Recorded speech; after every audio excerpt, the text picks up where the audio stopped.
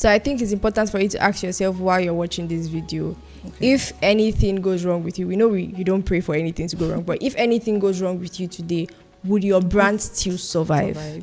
Right? Have you set the right structures to ensure that your brand or your company or your organization is still running smoothly or will still run in your absence?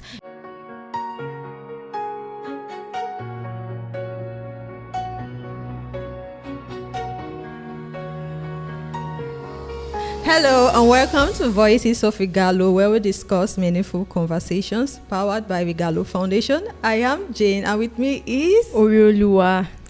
Okay, we're talking about branding and we've dealt with this episode before in Voices of Regalo Season 1. We are going to employ you to go back and listen to everything, the meaning and everything. So let's just dive into I just want to pick this point. Some people, they want to, they don't really know what branding is all about, but they want to have a business. They're just moving on like that. It's like there is no direction. But when you want to really, have a brand that would outlive you, you need to have a sense of purpose for that brand.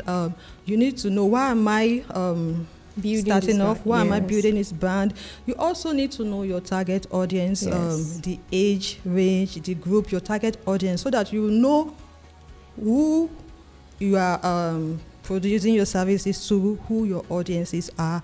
You also need to have a brand identity that has to do with logo, colors, brand name, and all that. Then when you are building a brand, you also need to think about sustainability. Yes. It has to do with consistency, because when you are building a brand, there is no way your brand would outlive you if you don't think of a method in which you are going to sustain that brand. Yes. Also, I think we also have, you need to give value. Yes. If not, the brand won't survive.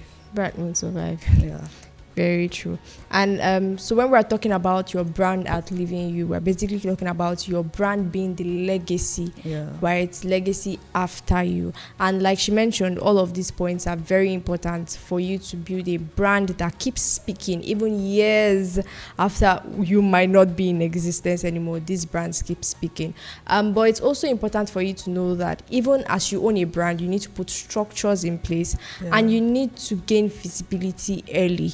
It doesn't make so much sense if you're putting in so much work to ensure that your brand is giving the right value, is getting to its target audience, and you are not being visible. Or it doesn't make so much sense if you are putting in this work, like you're putting in so much work into building your brand, but you are ignoring making your brand visible. So what this means is that you're also putting out your content, you're also creating like a content calendar, you're ensuring that you are visible on all social media platforms, you're ensuring that in your niche, when people make a Google search, your brand is topping that list, or your brand is coming first or amongst the first 5. That way, people are also able to recognize that, you are visible, and that they can also recognize the good work that you are putting into your brand. Okay, I would, love to buttress on what you said, as in why building a brand, you need structure.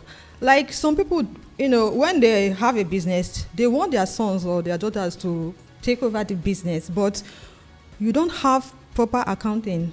Nothing like this. Like, you are not accountable, you are not taking as a responsibility. Some people, they have a business, it is inside there, they will take and eat. Like, what you took, you didn't even account for it, or you didn't replace back. Then how can that brand, how can that business outlive you? You see, so you need to have structure, you need to be disciplined, because and it is with this, as in discipline and the consistency on discipline, that is what will make your brand outlive you. So I think it's important for you to ask yourself while you're watching this video, if anything goes wrong with you, we know you don't pray for anything to go wrong, but if anything goes wrong with you today, would your brand still survive? Right? Have you set the right structures to ensure that your brand or your company or your organization is still running smoothly or will still run in your absence? It's important for you to put that at the back of your mind. So let's talk about Regalo Foundation and branding. Yes.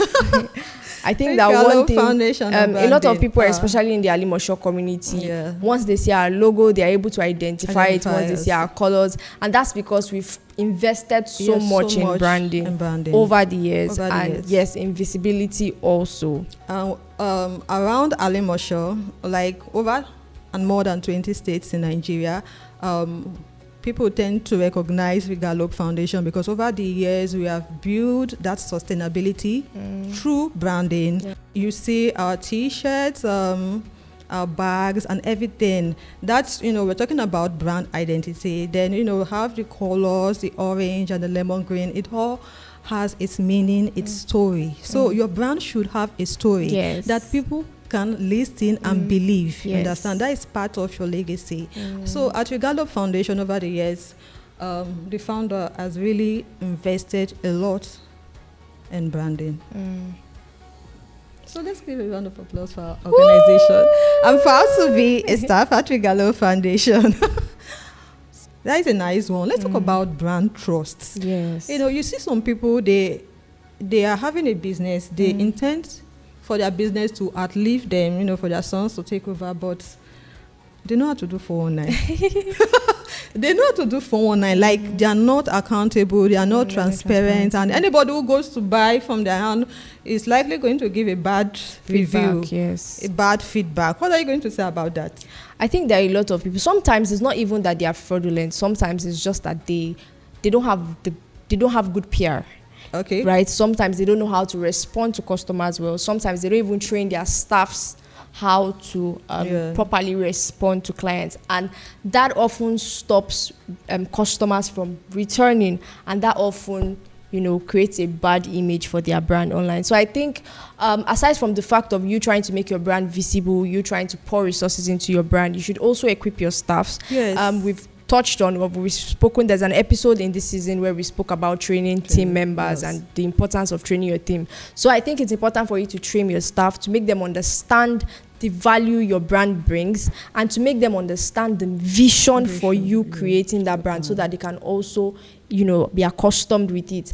And you as a person should look towards converting your followers to a community. So you're not just about, I need to just make sales or I need to make profit. You're looking beyond that, because if you're going to create a sustainable brand, you're looking at creating people around you who can trust your brand and keep coming back and keep referring. So you have to treat them like family. You have to treat them like your community. So I think it's important for us to have that mindset, because I believe that brands that have lasted over the years have been able to infuse this into their policies. Okay, now some people, they want their brand to outlive them. We are in the AI world and they just don't even want to follow technology. The trend, They don't want to follow trend. They just want to be. So is your brand going to outlive you when you don't want to move ahead with technology? Yes. You need to move ahead with technology. Don't say, I know the basics and all that.